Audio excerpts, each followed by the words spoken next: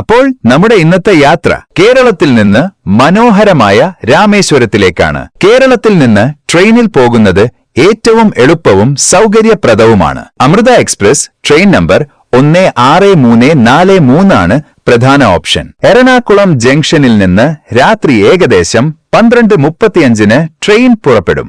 മറുനാൾ ഉച്ചയ്ക്ക് ഏകദേശം 12:45 രാമേശ്വരം എത്തും.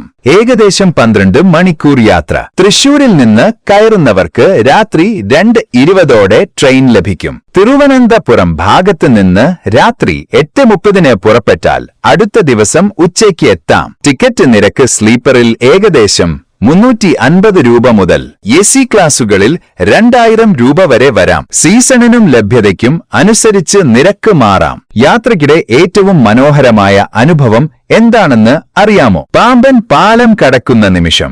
കടലിന്റെ നടുവിലൂടെ ട്രെയിൻ സാവധാനം മുന്നോട്ടു പോകുമ്പോൾ കാണുന്ന കാഴ്ച അത് ഒരിക്കലും മറക്കാനാവില്ല.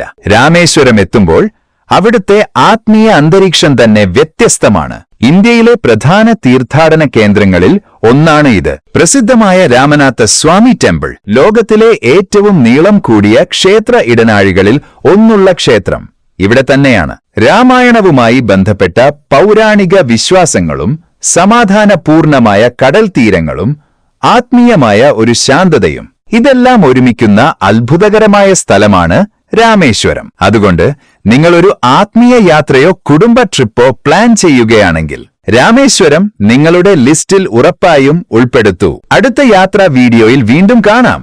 നന്ദി.